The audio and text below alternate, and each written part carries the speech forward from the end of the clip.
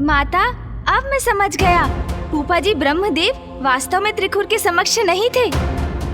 आपने अपनी मोहन विद्या से उनके वहाँ होने का भ्रम उत्पन्न किया था।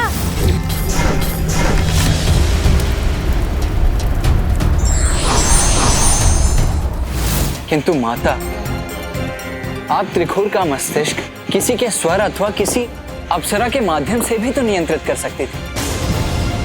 फिर आपने ब्रह्मदेव का ही भ्रम क्यों उत्पन्न किया?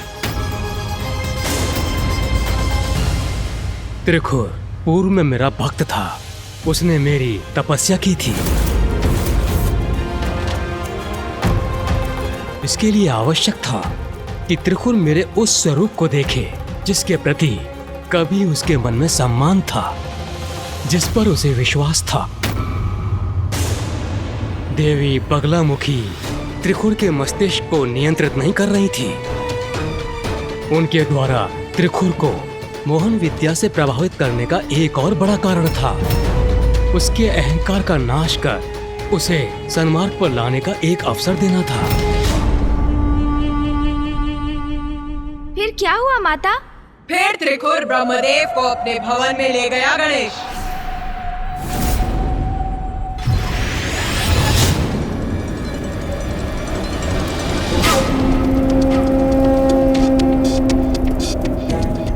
ये ज्ञात नहीं, बार बार इर्द गिर्द किधर देख रहे हैं स्वामी। मुझे तो बस इतना ही स्मरण है कि वो नन्ही परी स्वामी के निकट आई और अदृश्य हो गई। मेरे विचार से ये उसी माया देवी का किया धरा है जो आकाश में प्रकट हुई थी। परंतु अब तो वो चली भी गई और ये संपूर्ण घटनाक्रम, उसका ये परिणाम मेरी समझ से तो परे है।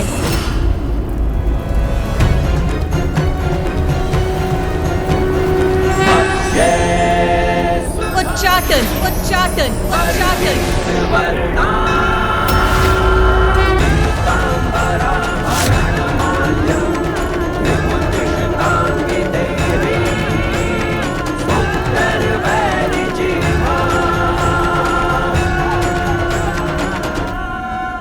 उच्चाटन?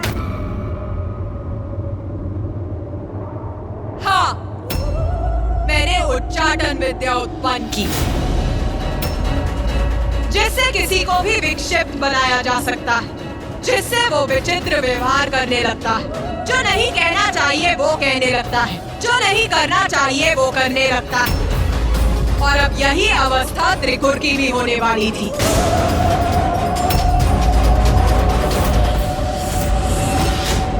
आओ देखते हैं क्या हुआ। स्वामी, आप रुक क्यों गए? आप कुशल तो है ना?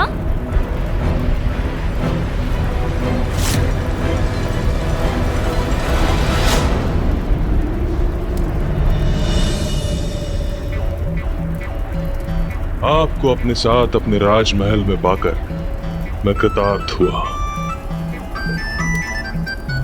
सर्वथा कुशल है स्वामी। प्रतीत होता है मेरा ही सम्मान करने के लिए यहाँ रुके थे। ये मूढ़ बुद्धि गुरुपा क्या समझेगी? स्वामी मुझे मेरी बुद्धि, मेरे उनके प्रति निष्ठा के लिए सम्मानित करने हेतु मुझे संबोधित कर रहे हैं। आइए, मैं स्वयं आपको राजमहल के भीतर ले चलता हूँ। अवश्य असुर सम्राट, अवश्य। मेरा इतना सम्मान, किंतु ये तो होना ही था। इसी पल की प्रतीक्षा तो मैं कब से कर रही थी।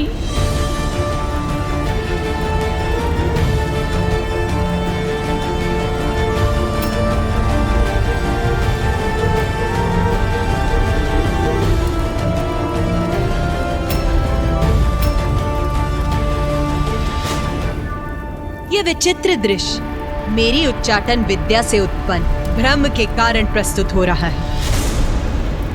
आइए। ये इस प्रकार नतमस्तक होकर दुष्टों को भीतर क्यों ले जा रहे हैं असुर सम्राट? ये जो भी हो रहा है सर्वथा अनुचित है। मैं अभी जाकर असुर महारानी देवी तृप्ता को सूचित करता हूँ।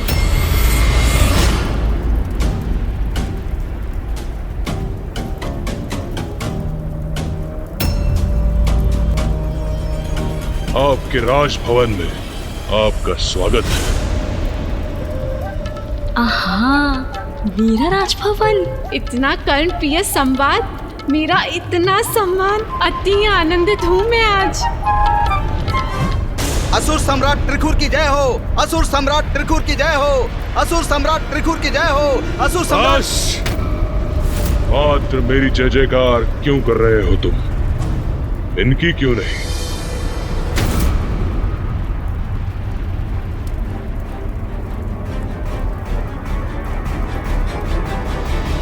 अवश्य सम्राट, इनकी भी जय, इनकी भी जय हो, इनकी भी जय हो, इनकी भी जय हो, इनकी भी जय हो, इनकी भी जय हो।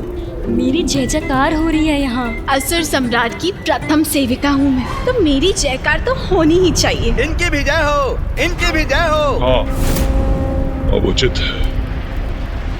आइए, आप अपनी राजसभा में प्रवेश कर अपना स्थान ग्रहण करें।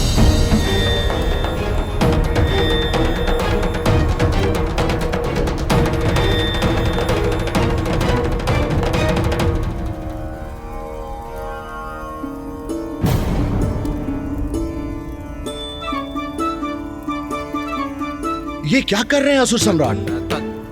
इन चाटुकार मूर्खाओं का इतना आदर क्यों कर रहे हैं असुर सम्राट?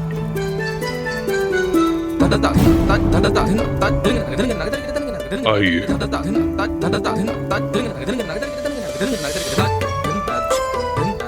अब अपना आसन स्वीकार करने की कृपा कीजिए।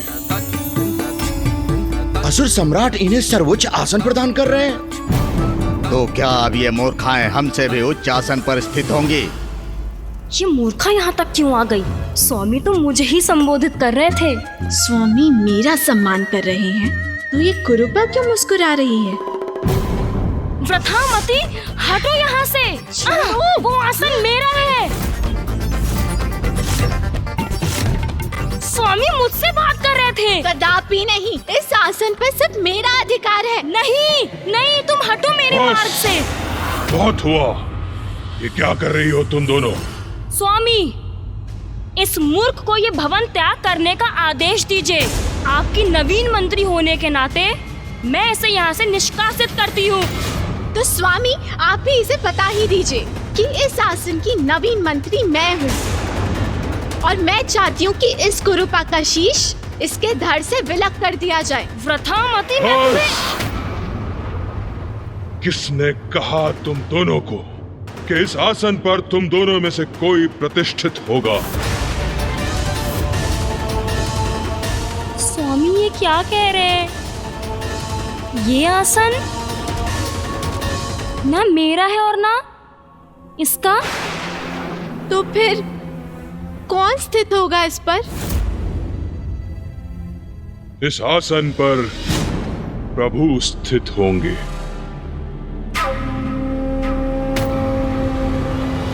किंतु यहाँ तो कोई भी नहीं है। पर इस रिक्त स्थान की ओर क्यों संकेत कर रहे हैं स्वामी? क्षमा कीजिए प्रभु, ये दोनों आरंभ से ही भिन्न भिन्न उत्पात उत्पन्न करती रही हैं। परंतु आप चिंता न करें, आप आसन ग्रहण करें।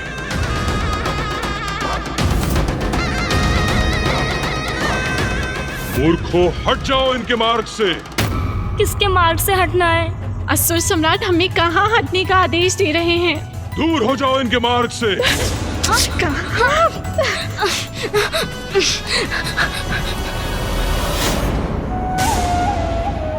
आइए प्रभु, आसन ग्रहण कीजिए।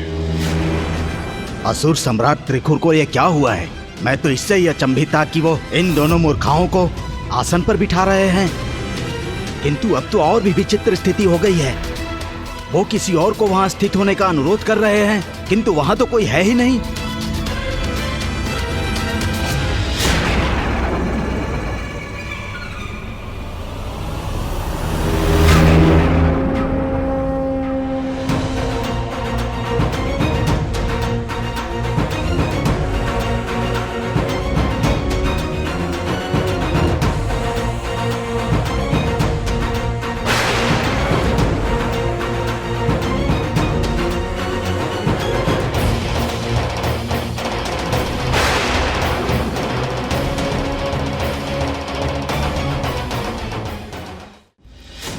मंत्रियों और सभासदों, दो बातें।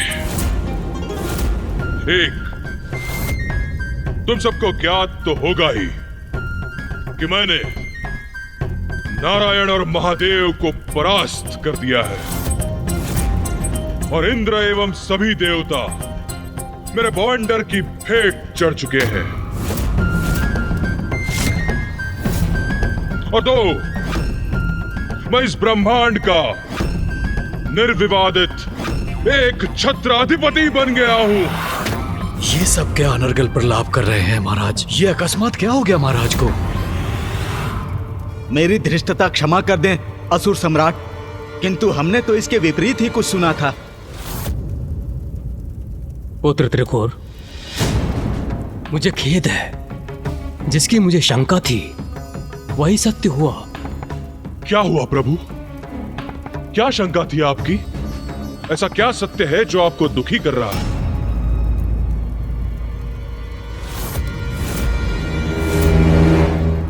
मुझे आशंका थी कि तुम्हारे राज्यसभा के अधिकांश मंत्री तुमसे ईर्ष्या करते हैं और यही ईर्ष्यालु मंत्री तुम्हारे ब्रह्मांड के स्वामी बनने के प्रयास में बाधा बन रहे थे।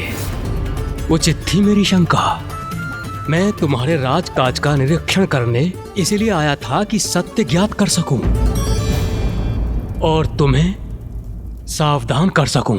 किंतु प्रभु, ये शंका क्यों जागृत हुई आपके मन में, और ऐसा क्यों प्रतीत हुआ कि ये सत्य भी है? सत्य तो तुम्हारे समक्ष है पुत्र। तुम ब्रह्मांड विजेता बनकर आए हो और तुम्हारे मंत्री तुम्हारी इस महान उपलब्धि पर प्रश्न चिन्ह लगा रहे हैं। तुम्हारे कथन पर संदेह करने का दुस्साहस कर रहे हैं। हाँ, ये उचित है प्रभु। ऐसा तो कदापि नहीं होना चाहिए। धन्यवाद प्रभु। मुझे ज्ञात है आप मुझे उचित मार्गदर्शन देंगे। स्वामी, अब मैं अशांत नहीं रह सकती। आप किससे बातें कर रहे हैं? देखा पुत्र त्रिकुर तुमने, ये रहा प्रमाण इनकी ईर्ष्या का। तुमने अपनी राज्यसभा में मुझे इतना महत्वपूर्ण स्थान दिया और ये लोग मुझे अनदेखा कर मेरी उपेक्षा कर रहे हैं, वो भी तुम्हारे समक्ष, जैसे कि तुम कोई विक्षिप्त असुर हो।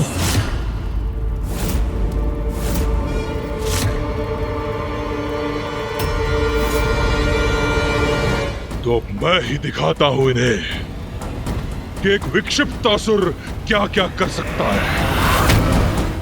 बस बहुत हुआ। दो बातें। एक, तुम्हारा अधिपति हूं मैं, सेवक नहीं। मुझसे प्रश्न करने वाले, मुझ पर उंगली उठाने वाले होते कौन हो तुम? और दूसरी, इनकी अवहेलना कभी नहीं सहन करूंगा मैं। सब के सब अभी के अभी नतमस्तक हो जाओ इनके समक्ष। किंतु असुर सम्राट, हम किसके समक्ष झुके, किसका आदर करें? आसन पर तो कोई है ही नहीं। इधर आओ।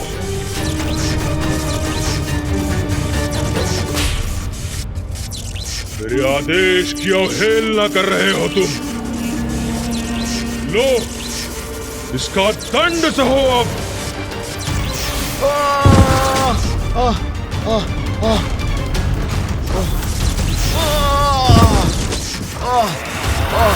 नहीं, नहीं,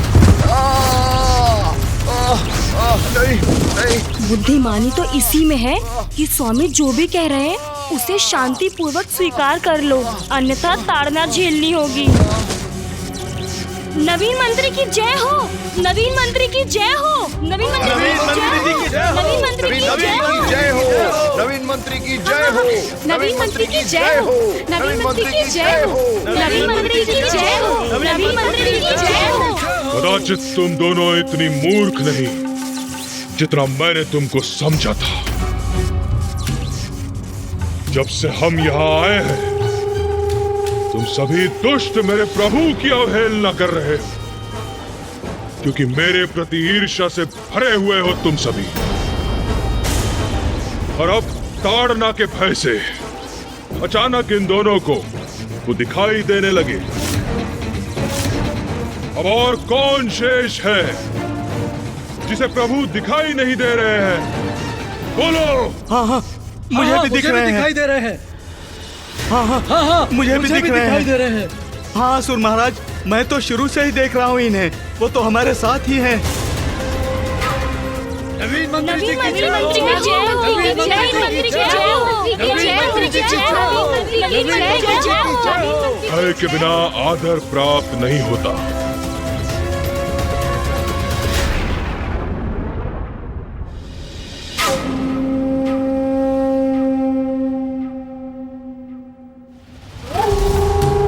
अब उचित मार्ग पर आए हैं ये सभी। अब उचित है पुत्र, परंतु अभी एक कार्य शेष है। अब तुम ब्रह्मांड के अधिपति हो, इसलिए तुम्हारे राज्य के नियम और तुम्हारे मंत्रियों के कार्यभार पूर्व के समान नहीं रह सकते। इसलिए तुम्हें अपने मंत्रियों को नवीन दायित्व देने होंगे, उनका कार्यभार बढ़ाना होगा। अब संपूर्ण ब्रह्मांड का भार जो है तुम्हारे ऊपर। आप सर्वतः उचित कह रहे हैं प्रभु। अब क्या कह दिया उस महापुरुष ने? मैं ब्रह्मांड का सम्राट हूं, तो मैं अपने मंत्री परिषद में कुछ परिवर्तन करूंगा। सभी मंत्रियों को नवीन दायित्व दूंगा और इसका प्रारंभ होगा सेनापति से। युद्ध भूमि हो अथवा राजसभा, संकट का सामना सर्वप्रथम मुझे ही क्यों करना होता है?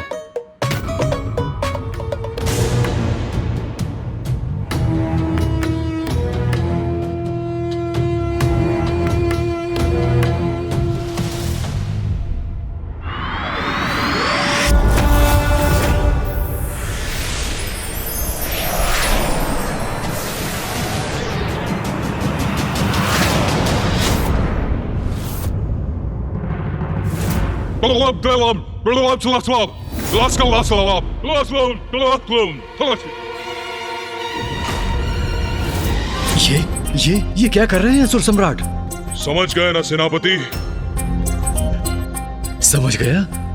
असुर सम्राट ने जो कहा उसमें समझने योग्य कुछ कहा था, किंतु यदि मैंने ऐसा कहा तो कदाचित मैं उनके हाथों प्रताड़ना का भागी बनूंगा। अवश्य असुर सम्राट, मैं सब समझ गया। मुझे अपने नवीन दायित्व स्वीकार है असुर सम्राट। सेनापति समझ गए, किंतु मुझे तो कुछ समझ नहीं आया। कदाचित ये मेरी बुद्धि की कमी तो नहीं? जी।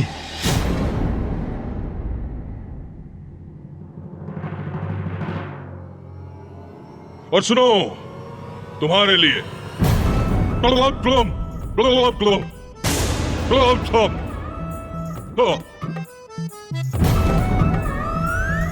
समझ गए ना तुम सब? जी जी असुर सम्राट, सब समझ गए। असुर सम्राट, सब समझ जी गए। असुर सम्राट। और तुम दोनों के लिए एक अत्यंत विशेष कार्य है।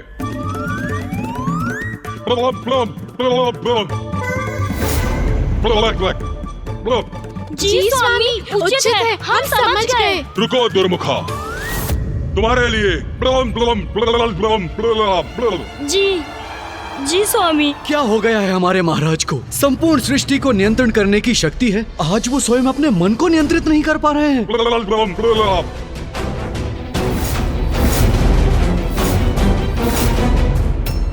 वो दुष्ट अपनी विक्षिप्त बुद्धि से संपूर्ण सृष्टि को संकट में डाल रहा था और आपने उच्चाटन विद्या का प्रयोग कर उसे वास्तव में विक्षिप्त बना दिया। किंतु अभी तो उसे और सीख प्राप्त होनी थी ना माता? नाथ, स्वामी, ये कैसा बेतुका व्यवहार कर रहे हैं आप? बेतुका व्यवहार? क्या अर्थ है तुम्हारा? सर्वप्रथम मुझे ये बताओ कि तुम्हारे संस्कार कहाँ हैं? चलो मेरे प्रभु के सामने नतमस्तक हो जाओ, प्रणाम करो इन्हें। स्वामी, क्या हुआ है आपको? जहाँ कोई नहीं है वहाँ किसे प्रणाम करूं मैं?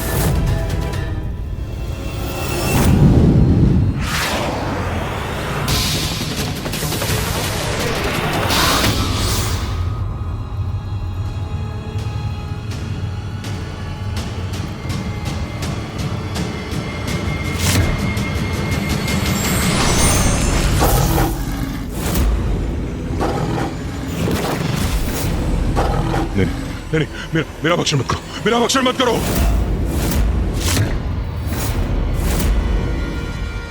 मत करो मेरा भक्षण। स्वामी, ये क्या कह रहे हैं आप? मैं आपका भक्षण कैसे कर सकती हूँ स्वामी? दूर दूर हटो, दूर हटो मुझसे। मेरा आखेट करने से क्या प्राप्त होगा तुझे? दूर हटो, दूर हटो। स्वामी, ये क्या कर रहे हैं आप? स्वामी, स्वामी, स्वामी, आहत हो जाऊंगी मैं। रुकिए स्वामी।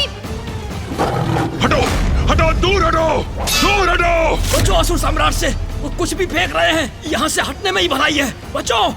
अरे मूर्ख मंत्रियों, हटने में नहीं, छुपने में ही भलाई है। छुप जाओ, छुप जाओ।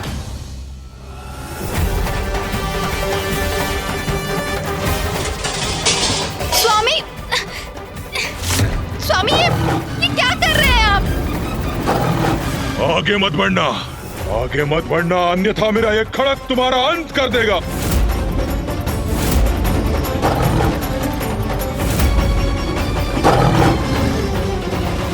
पुत्र त्रिखुर, क्या कर रहे हो ये? अपनी पत्नी पर आक्रमण करने के लिए इतने तत्पर क्यों हो तुम? पत्नी नहीं, पत्नी नहीं प्रभु, वो तो बाघिन है। बाघिन?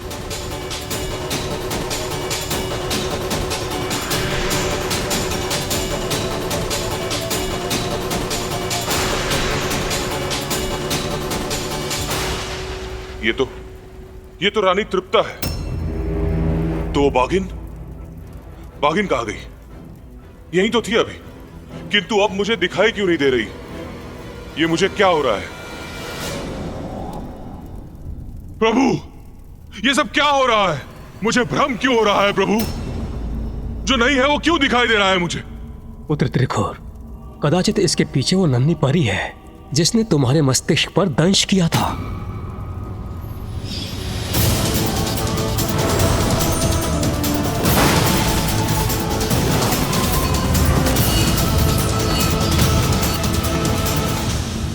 हाँ प्रभु, हाँ प्रभु, अब स्मरण आ गया मुझे। किससे बात कर रही हैं स्वामी? किंतु अब मुझे क्या करना चाहिए? उस दंश के प्रभाव से मुक्त कैसे होऊं मैं प्रभु? पुत्र त्रिखुर, प्रतीत होता है कि वो परी तुम्हारे शरीर के भीतर स्थित हो चुकी है। उसी के कारणवश तुम्हें ये सारे भ्रम हो रहे हैं। तुम्हें उस परी को अपने शरीर से बाहर निकालना पड़ेगा। हाँ प्रभु, यह उचित होगा। मैं उसे बाहर निकाल दूंगा। किंतु मैं यह कैसे करूं प्रभु? उसका तो एक ही उपाय है, स्वयं अपने शरीर को ताड़ना देनी होगी तुम्हें।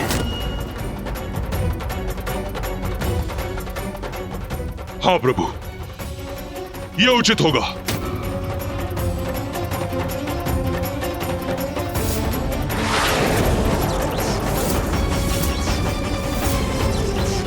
बाहर निकाल, बाहर निकाल।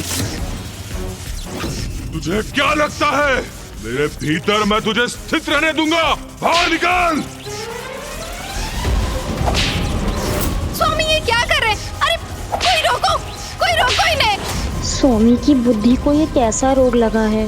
इनका मानसिक संतुलन क्यों और कैसे बिगड़ गया? बाहर आओ। स्वामी रुक जाइए, ये क्या कर रहे हैं आप? बाहर आओ।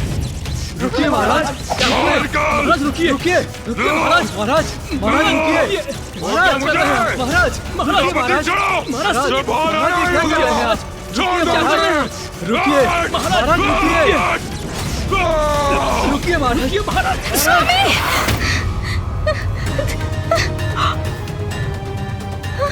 निकाल बाहर, मैं तुझे बाहर निकाल के रहूंगा। निकाल बाहर, ये भी निकाल दूंगा, ये भी निकाल दूंगा। क्या हो गया स्वामी को? स्वामी ने अपनी कैसे दुर्दशा कर ली? मैं क्या करूं? कैसे उनका उपचार करूं?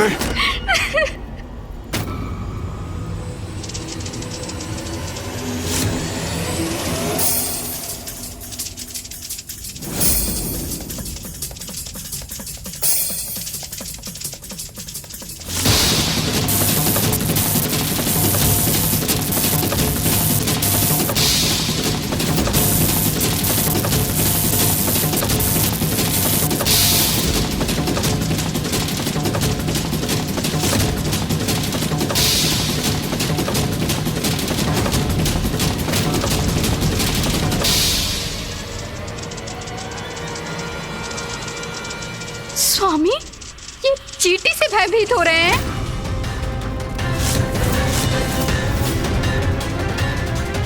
ब्रह्मांड विजेता असुर सम्राट इस चींटी से भयाक्रांत हैं। हटाओ, हटाओ।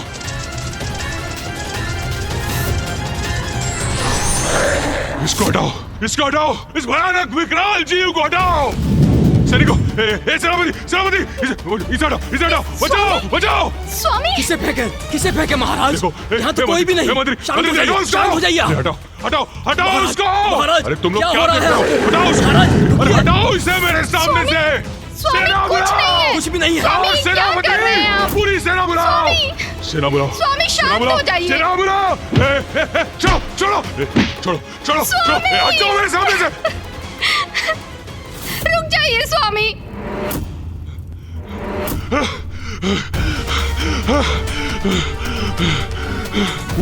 वो सब मेरा वध करना चाहते हैं मेरा।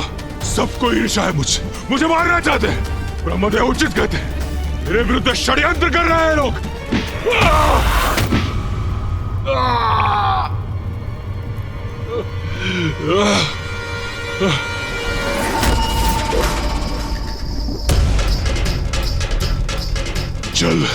जल है उस जलाशय में।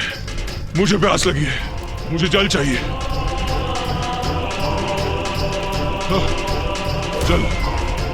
जल।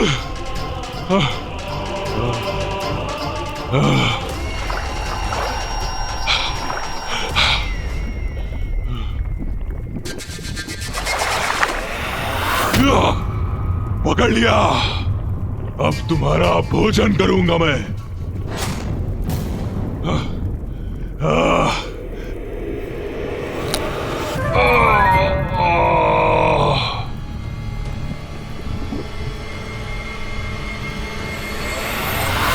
ये मीन नहीं, कंकड़ है। मैं कंकड़ खा रहा था, इसीलिए आहत हो गया मैं।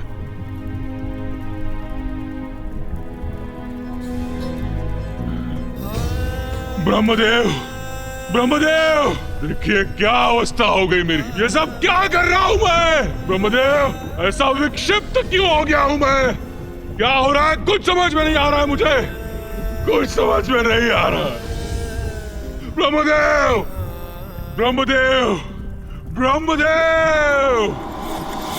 मेरी मोहन और उच्चाटन विद्याओं से त्रिखुर पूर्ण रूप से विक्षिप्त हो चुका था और अब उसकी ये दुर्दशा देखकर मुझे उस पर दया आ रही थी।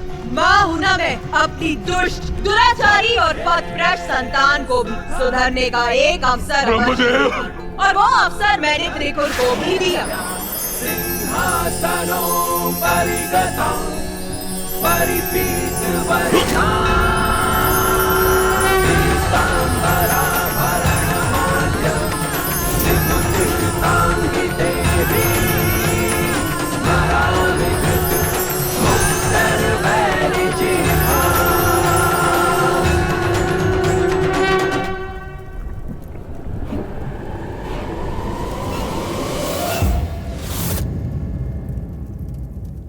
माता, दया की सागर है आप।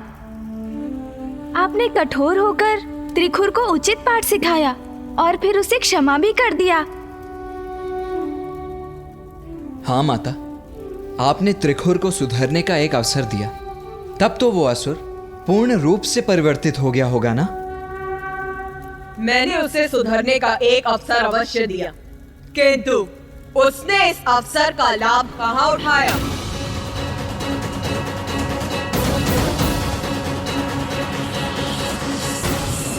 आश्चर्य! तो क्या इतना सब होने के पश्चात भी उस असुर का विवेक जागृत नहीं हुआ?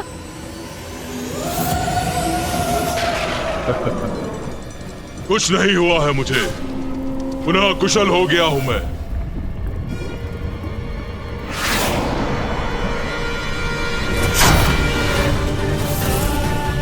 अजय हूं मैं, अविनाशी हूं, ब्रह्मांड विजेता, सर्वशक्तिशाली त्रिखुर हूं मैं, त्रिखुर हूं मैं, त्रिखुर हूं मैं। और अब मैं इन अहंकारी देवताओं को उनका उचित स्थान बताकर ही रहूंगा।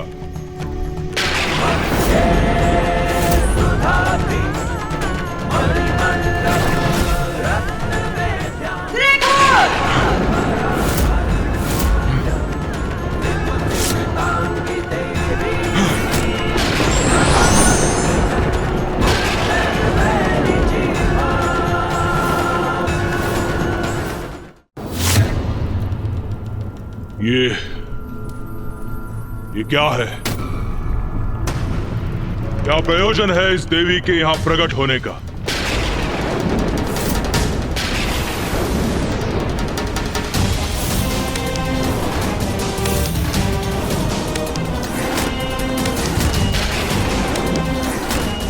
ओह, तो आपके ही कारण विक्षिप्त अवस्था में पहुंचकर मैं इतना विचित्र व्यवहार कर रहा था। देवी, दो बातें।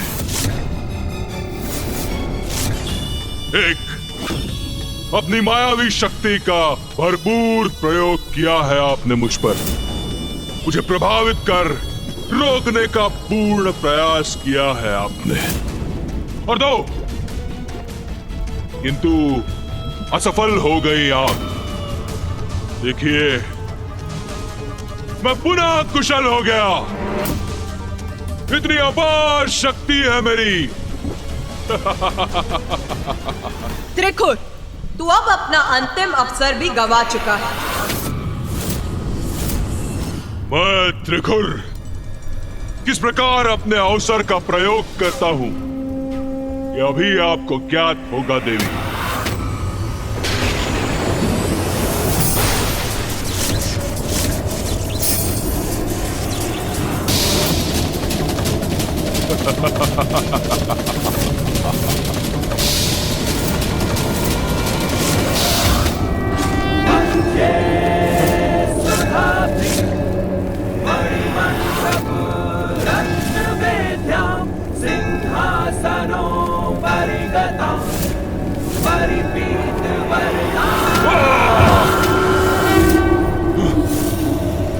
मेरी शक्ति मुझ पर ही लौटा दी इस देवी ने। दो बातें हैं देवी। एक, ब्रह्मांड का विजेता त्रिखुर हूं मैं, ब्रह्मांड का विजेता त्रिखुर हूं मैं। मुझसे उलझने का परिणाम ज्ञात भी है तुम्हें। मैंने नारायण को आतंकित करके लौटा दिया। अपनी शक्ति के प्रभाव से ब्रह्मदेव को भी झुका दिया। और वो महादेव मेरे भय से आक्रांत होके कहीं दूर ही चले गए। हटो, और मैं आपकी सृष्टि को नष्ट कर दूंगा। आपके इस दुस्साहस का दंड दूंगा। दंड तो अब तुझे प्राप्त होगा।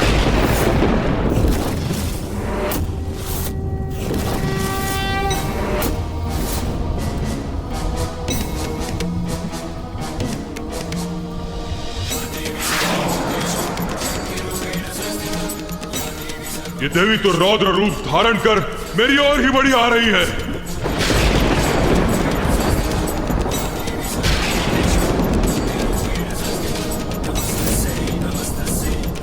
अत्यंत भयंकर प्रतीत हो रही है ये देवी। कदाचित पीछे हटने में ही मेरी भलाई है।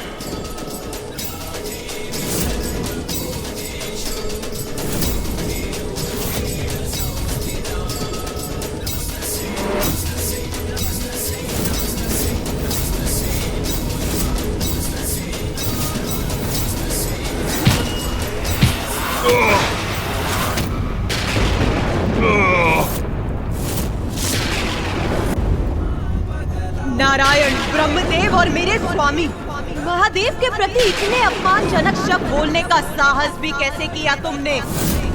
जिस जिवा से तुमने त्रिदेवों का अनादर किया है, जिस जिवा से तुमने ये कहा है कि तुम मेरी ही सृष्टि को नष्ट कर दोगे, अब उस जिवा को ही खींच लूंगी मैं।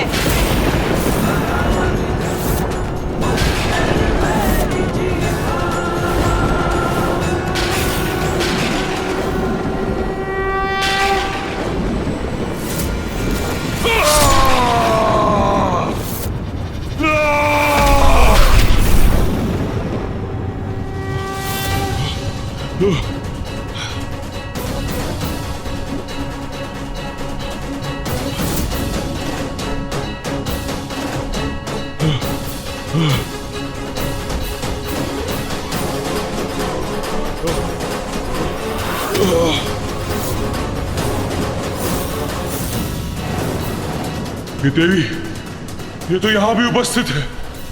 अब मैं तुम पर मोहन उच्चाटन के साथ साथ मारण विद्या का भी प्रयोग करूंगी।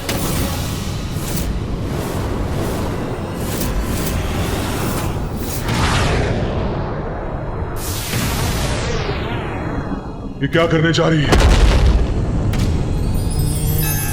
जय जय हो जय मां बगलामुखी, जय जय हो जय मां बगलामुखी, जय जय हो जय मां। ये विकराल आकृतियां मुझ पर आक्रमण करने जा रही है। कहाँ भागूं? कैसे करूं अपनी रक्षा? इन्होंने तो घेर लिया है मुझे।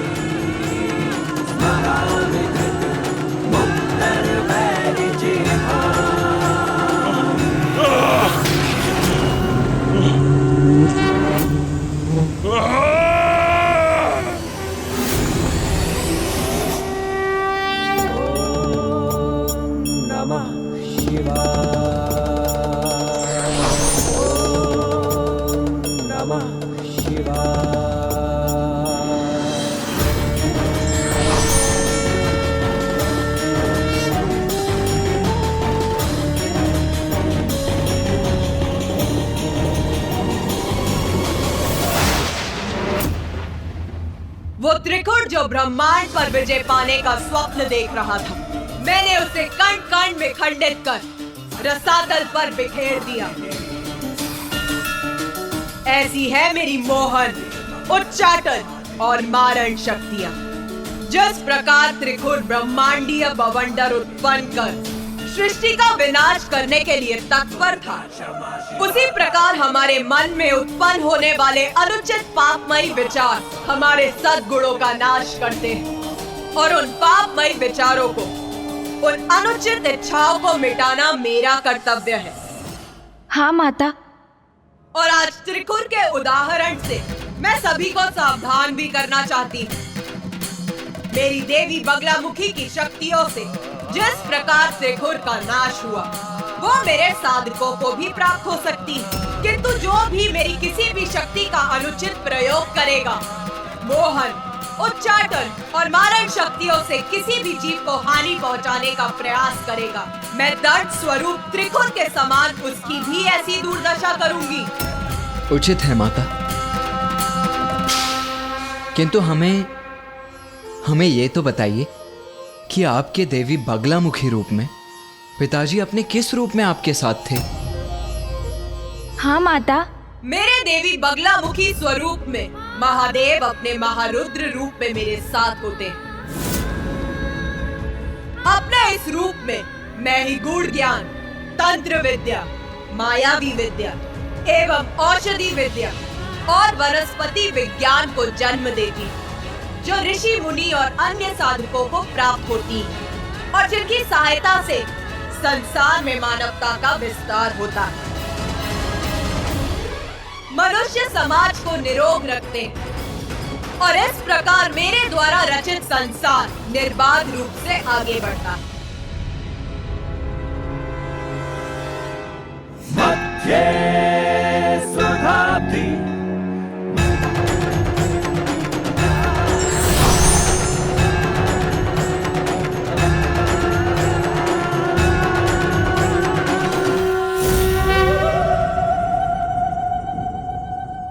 माता, किंतु मैं अभी भी ये नहीं समझ सका कि आप सर्वप्रथम माँ मातंगी का स्वरूप धारण कर क्यों प्रकट हुई।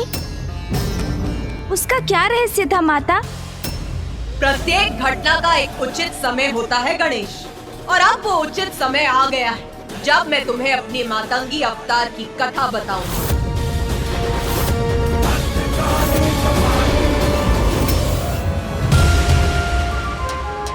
माता, आपके बगलामुखी अवतार लेने का उद्देश्य मैं समझ गया, किंतु मैं अभी भी ये नहीं समझ सका कि आप सर्वप्रथम माँ मातंगी का स्वरूप धारण कर क्यों प्रकट हुई।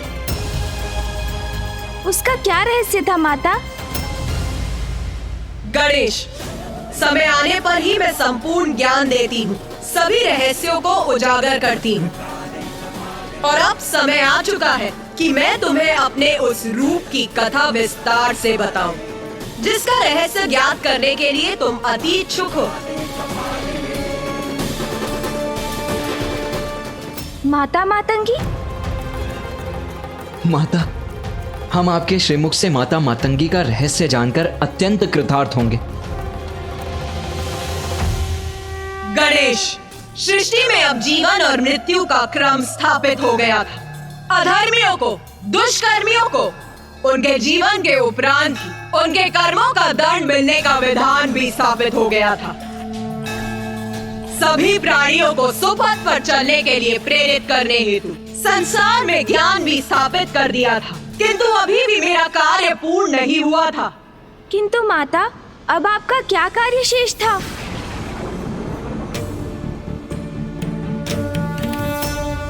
हाँ माँ, बताइए माँ।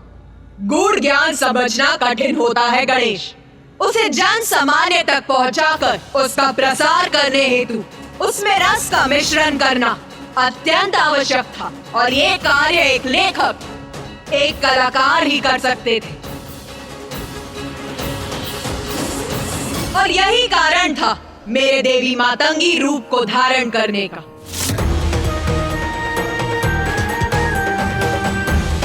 क्योंकि अपने इस रूप में मैं अपने भक्तों के द्वारा संसार में ऐसी और कला आदि का सृजन करती हूँ, जिनसे जुड़कर प्राणी पाप कर्म से दूर रहे और संसार का कर्म निर्बाध रूप से आगे बढ़ता रहे।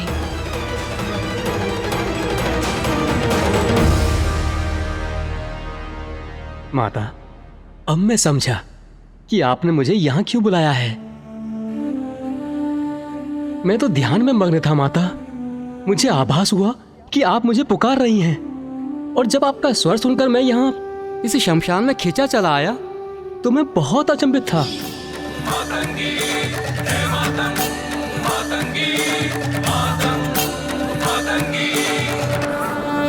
किंतु अब मुझे स्पष्ट हुआ कि ये आपकी ही लीला है, और आपने अपनी ही लीला का ग्रंथ रचने के लिए मुझे यहाँ पर बुलाया है। हाँ पुत्र मार्कंडे, मेरी इच्छा है कि तुम मेरी समस्त लीलाओं का विस्तृत विवरण देने वाली पुराण की रचना करो, और उस पुराण का नाम होगा मार्कंडेय पुराण।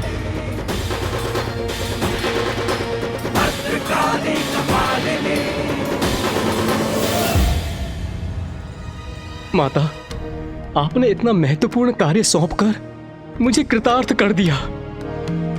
माता, इसी क्रम में मुझे बताने की कृपा करें कि जो भक्त संपूर्ण निष्ठा और भक्ति से आपके दैवी मातंगी रूप की साधना करते हैं, उनको आपकी कृपा स्वरूप क्या फल प्राप्त होता है? देवी मातंगी रूप में मेरी पूजा करने से मेरे भक्तों को वाक शक्ति और उच्च कलाओं की सिद्धि प्राप्त होती।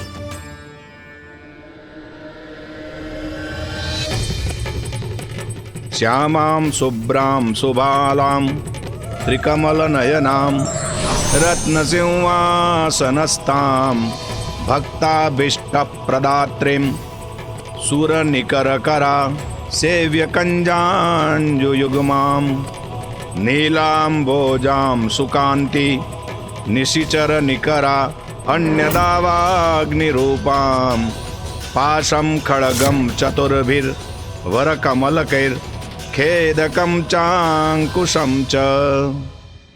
प्रणाम माता।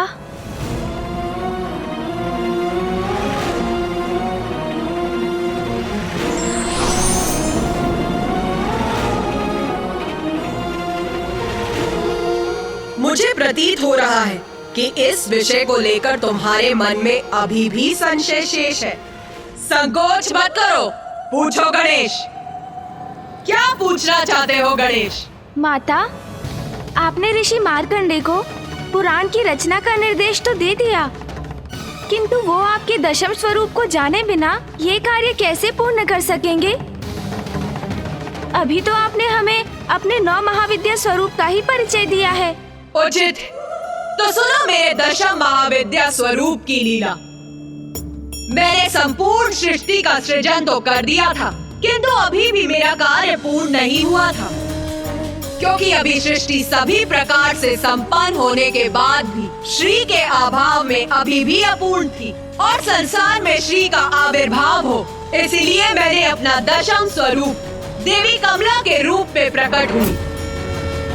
संसार में श्री का आगमन मेरे देवी कमला रूप के माध्यम से ही हो सकता था, जिसके लिए अब उचित समय आ चुका था। इसीलिए मैंने ऋषि भृगु की पुत्री के रूप में जन्म लेकर संसार में श्री को प्रकट किया। किंतु माता, सृष्टि के लिए श्री इतनी महत्वपूर्ण क्यों है?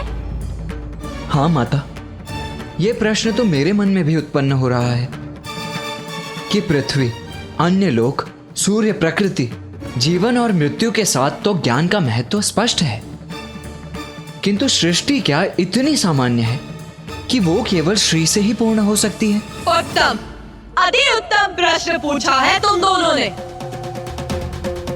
जिसका स्पष्ट उत्तर दूंगी। श्री का संबंध मात्र धन संपत्ति से नहीं, उसका अर्थ है सभी प्रकार की समृद्धि, अर्थात उर्वरता, भौतिक और आध्यात्मिक संपदा, ज्ञान, स्वास्थ्य और समूचा कल्याण। मैं समझ गया माता, संपत्ति होने पर भी कोई स्वास्थ्य रहित हो सकता है, धनवान होने पर भी कोई प्रसन्नता से वंचित रह सकता है। श्री का अर्थ है सभी प्रकार की कुशलता और प्रसन्नता, जो सर्वाधिक महत्वपूर्ण है। आप सभी को तो ज्ञात है, शिवाय विष्णु रूपाय, शिवा रूपाय विष्णवे। शिव और विष्णु अभेद, अर्थात दोनों भिन्न भी हैं और दोनों एक भी। इसीलिए समय आने पर ऋषि भृगु ने मेरा विवाह मेरे देवी कमला रूप में महादेव के ही रूप नारायण से किया। किंतु माता, मामा जी की पत्नी तो देवी लक्ष्मी है, तो देवी कमला के रूप में आप उनकी पत्नी कैसे हो सकती हैं? मैं ही शक्ति, मैं ही पार्वती, मैं ही सरस्वती, मैं ही लक्ष्मी, मैं ही महादेव, मैं ही ब्रह्मदेव और मैं ही नारायण हूँ। सभी मुझ में ही है, मुझसे ही है, मेरा ही अंश है। स्मरण करो, सृष्टि का आरंभ मैंने किस प्रकार किया था। दुर्गा क्षमा शिवा धात्री, स्वाहा स्वधा नमोस्तुते। स्वरूपा काली, भवानी भद्रकाली, समस्त त्रिदेव और त्रिदेवियां मुझसे ही उत्पन्न हुए, नारायण और देवी लक्ष्मी भी, क्योंकि देवी लक्ष्मी कमल पुष्प पर वास करती, इसीलिए उनका नाम कमला पड़ा।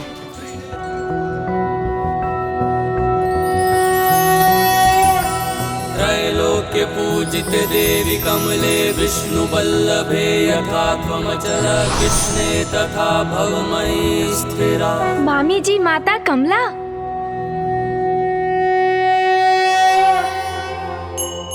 माता, आपके श्री मुख से आपके समस्त महाविद्या के रूपों का विस्तृत वर्णन सुनकर हम कृतार्थ हुए, और अब देवी श्री महालक्ष्मी की कृपा से भी हम लाभान्वित हुए हैं। माता, अब हमें ये भी बताइए कि आपके इस रूप की पूजा करने से आपके भक्तों पर आपकी कृपा किस प्रकार होती है? मेरे अर्थात देवी कमला के रूप में माता संसार की श्री अर्थात देवी लक्ष्मी के रूप में होती हैं। किंतु श्रीहीन होने का अर्थ है कांति से रिक्त होना। श्री के अभाव में सभी धन, संपत्ति, विद्या आदि व्यर्थ है, वे शीघ्र ही नष्ट हो जाते हैं। संसार को श्री युक्त करने हेतु ही श्री महाकाली मुझे प्रकट करती हैं।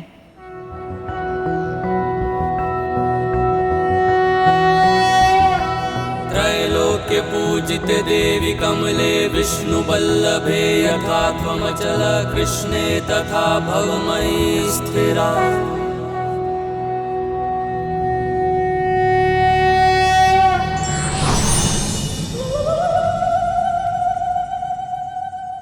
इस प्रकार मैं अपने महाविद्या स्वरूपों के माध्यम से संसार का सृजन करती और उस संपूर्ण अवधि में महादेव मेरे साथ होते। वो शक्तिशाली है क्योंकि उनकी शक्ति मेरे रूप में उनके साथ होती। संसार में जो भी शक्ति व्याप्त है वो मुझसे ही है। प्रत्येक प्राण में अर्थात देव, दानव, पशु, पक्षी, पेड़ पौधे, सूर्य, चंद्रमा, उन सभी की शक्ति मुझसे ही है। उन सभी के कण कण की शक्ति मैं ही हूँ। मुझसे ही ये संसार है।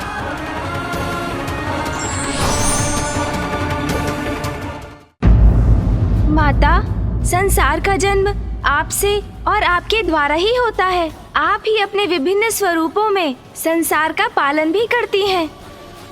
आप अपनी सभी संतानों को प्रकृति के माध्यम से जीवन के लिए जो भी आवश्यक है उन्हें उपलब्ध कराती हैं।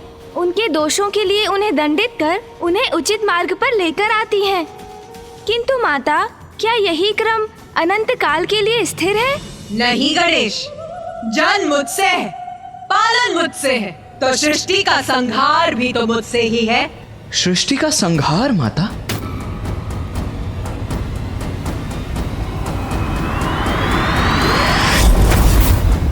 मनुष्य हो अथवा असुर, प्रत्येक लोक में सभी अपनी महत्वाकांक्षा को सिद्ध करने हेतु संघर्ष का मार्ग अपनाते हैं। छोटी छोटी बातों पर जहाँ असुर एक दूसरे का ही संहार करने लगते, वही ऋषि मुनि अपने को सर्वोच्च सिद्ध करने हेतु भगवान की पूजा छोड़कर अस्त्र शस्त्र उठा लेते। महाकाली।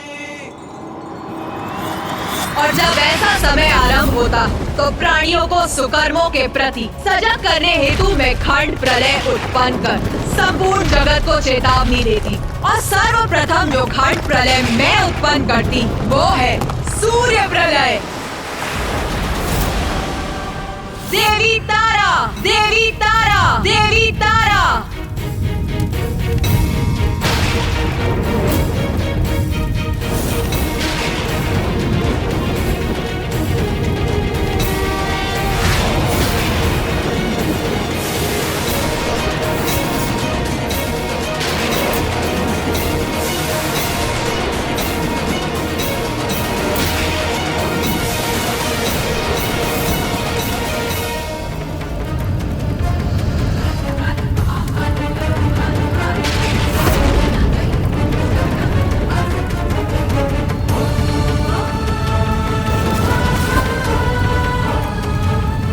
संसार को प्राण शक्ति प्रदान करते हैं, तो उनमें समाहित विषाक्त वायु संसार के जीवों का नाश भी करती। मेरे देवी तारा स्वरूप ने सूर्य को प्रकट किया था और मेरे ही आदेश पर सूर्य प्रलय के समय देवी तारा और भी उग्र हो उठी और तब सभी 12 आदित्य सूर्य प्रकट होते। उन सूर्य की किरणों के प्रचंड ताप और विषैली वायु से मैं संसार के जीवों का नाश भी करती।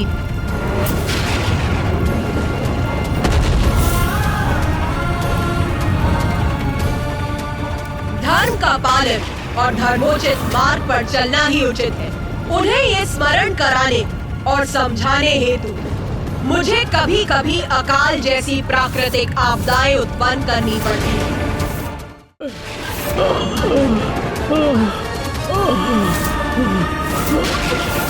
जल, भोजन, भोजन हमें क्षमा कीजिए माता, हमें क्षमा कीजिए माता, हम पर दया कीजिए, हम भक्ति पथ से विमुख हो गए। क्षमा कीजिए माता, हमें क्षमा कीजिए माता, हम पर दया कीजिए, हम भक्ति पथ से विमुख हो गए थे, हमें क्षमा जब मैं इस कीजिए। प्रकार खंड प्रलय को उत्पन्न कर ऐसी चेतावनी भेजती तो सभी सन्मार्ग पर लौटना प्रारंभ कर देते।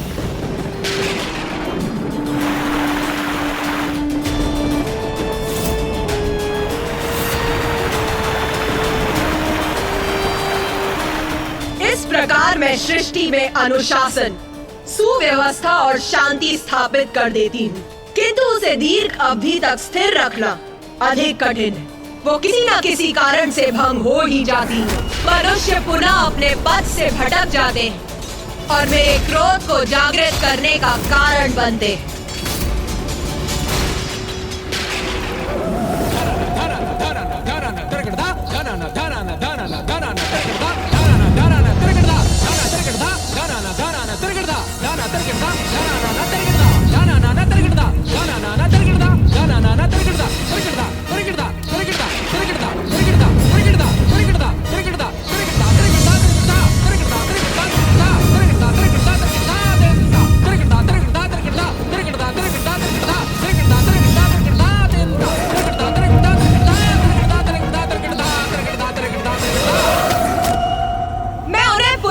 एक और खंड प्रलय रूपी चेतावनी देने हेतु उत्पन्न करती जल प्रलय।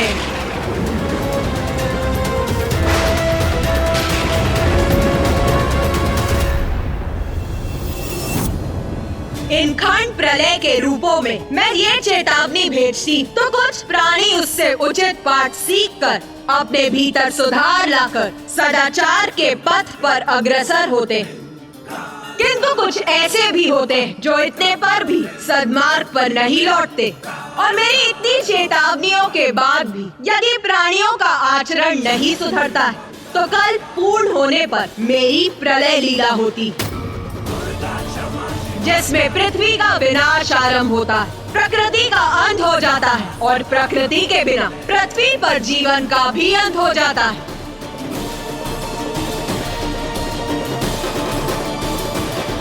देवी षोडशी।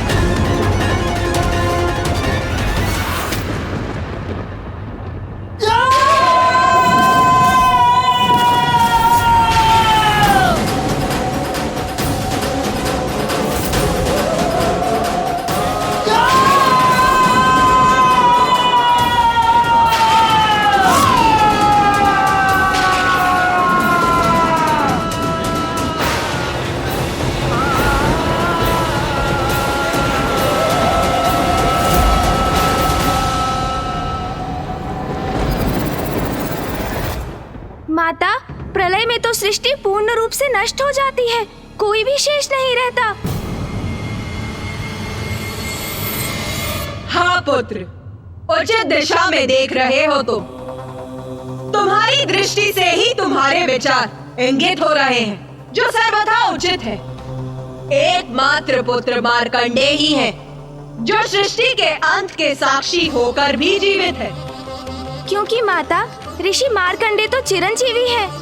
हाँ पुत्र, और पुत्र मार्कंडेय को सृष्टि के अंत के साक्षी बनने के क्रम में कुछ ऐसा भी देखने का सौभाग्य प्राप्त हुआ जिसका अनुपम दिव्य सौंदर्य था। हाँ माता, प्रलय के उपरांत उस अथाह जल के मध्य एक द्वीप पर स्थित रहकर अनेकों वर्षों तक मैं चलायमान रहा और तब मुझे एक वट का पत्ता दिखाई दिया और उस पत्ते पर प्रभु नारायण अपने शिशु रूप में माता द्वारा सृष्टि के पुनरारंभ की प्रतीक्षा में थे।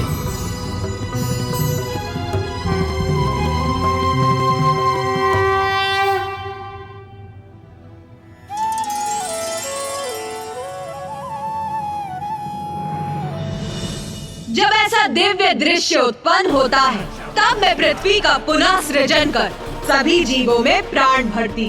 और जब 4 युग बीत जाते हैं और मनुष्य सुपथ से भटकने लगते हैं तो मैं विभिन्न संकेतों से उन्हें पुनः सावधान करती और फिर कल्पांत में प्रलय के माध्यम से मैं सृष्टि को पुनः नष्ट करती और यही क्रम सदैव चलता रहता है। और फिर एक समय ऐसा आता है जब मैं पूर्ण विनाश करने का निर्णय लेती और तब महाप्रलय उत्पन्न होती। महाप्रलय?